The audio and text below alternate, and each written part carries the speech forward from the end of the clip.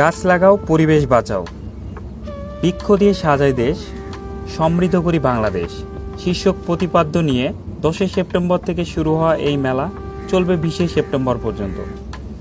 মনে করেন আপনি একজন বৃক্ষপ্রেমিক, হরেক রকম বাহারি গাছ দিয়ে বাগান করার আপনার পরিকল্পনা, তাহলে চলে আসুন জাতীয় বৃক্ষ মেলায়। কারণ এই মেলায় পেয়ে যাবেন সকল ধরনের গাছ। জাতীয় বৃক্ষ মেলা 2024 এটি অবস্থান নওগাঁ সদর উপজেলার মুক্তির মোড় থেকে 100 মিটার দক্ষিণ পশ্চিমে নওজোয়ান মাঠে। আপনারা দেখছেন রাতের ভিডিও ফুটেজ, ঘুরে দেখাবো পুরো বৃক্ষ মেলা। ক্যামেরার আড়ালে থাকছি আমরা দুই বন্ধু। বৃক্ষ নেই যেন প্রাণের অস্তিত্ব নেই, বৃক্ষবিহীন পৃথিবী যেন প্রাণবিহীন মহাশ্মশান।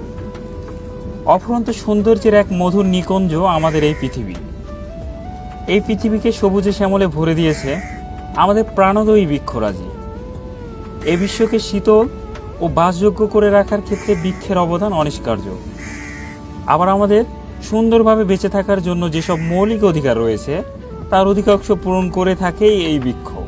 তাই মানব জীবনে বৃক্ষের প্রয়োজনীয়তা অপরিসীম। বৃক্ষমেলায় বাহারি রকমের ফুলের গাছ দেখলাম, যেগুলো আমাকে মুগ্ধ করেছে। এসবের মধ্যে অনেক ফুলের গাছের নাম আমার অজানা, কিন্তু প্রত্যেকটা গাছেই সুন্দর করে নাম লিখে দেওয়া, বিষয়টা আসলেই ভালো লেগেছে।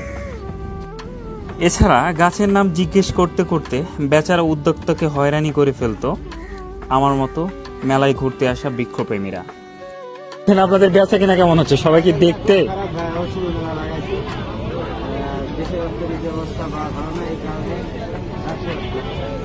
মানে আমাদের মতো শুধু দেখেই পাক? আচ্ছা ভাইয়া, ঠিক আছে।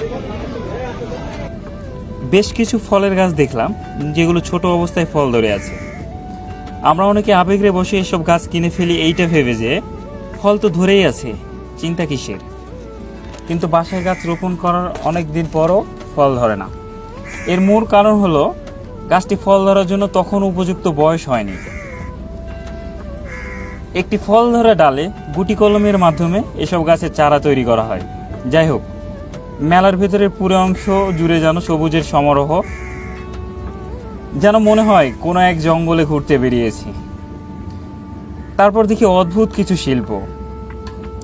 আমরা জীবন্ত শিল্পের নাম শুনেছি, যা বনসাই নামে পরিচিত। এই জাতের গাছ দেখে আমি হতবাক হয়েছি। কত? 8,000। আমাদের কিডনি বিক্রি করে আসতে হবে গাছ কিনতে। একটি গাছের বয়স 10 বছর, দৈর্ঘ্য প্রায় 1 হাতের মতো, দাম 8,000 টাকা। একটি শক্ত কাণ্ড বিশিষ্ট গাছকে ছোট পটে রেখে বছরের পর বছর বাঁচিয়ে রাখার নামই বনসাই। গাছের স্বাভাবিক বৃদ্ধিকে ব্যাহত করা শিল্প নাকি অমানবিক অত্যাচার? প্রশ্ন রয়ে গেল আপনাদের মাঝে। ভেতরের অংশ প্রায় দেখা শেষ, এবার বাইরে কি আছে তা দেখার পালা।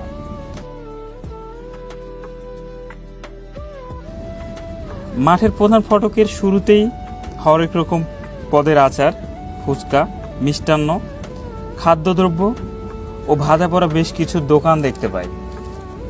এছাড়াও ছিল কয়েকটি কসমেটিক্স, খেলনা, চশমা ও সদ্য বিবাহিত বা সাংসারিক মানুষদের রান্নাঘরের কিছু প্রয়োজনীয় জিনিসপত্র। বিনোদন কেন্দ্র হিসেবে ছিল নাগরদোলা, নিশানা তাক অর্থাৎ বন্দুক দিয়ে বেলুন ফোটানো, ছোট বাচ্চাদের লাফালাফির জন্য একটা বিশেষ সুন্দর জায়গা। আজকে 4র্থবারের মতো মেলায় এসেছি, কিন্তু রাতে ছাড়া দিনে আসার সৌভাগ্য হয়নি। গাছ লাগাতে আমারও ভালো লাগে, কিন্তু লাগানোর জায়গা নেই। হয়তো বা বাসায় থাকলে গাছ নেওয়া হয়তো। এসেছিলাম বৃক্ষ এবং বৃক্ষপ্রেমিকদের দেখতে, কিন্তু তাহাদের দেখা পাইলাম না।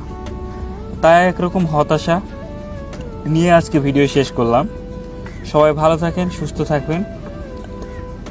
কথা হবে পরবর্তী কোনো ভিডিওতে। আল্লাহ হাফেজ।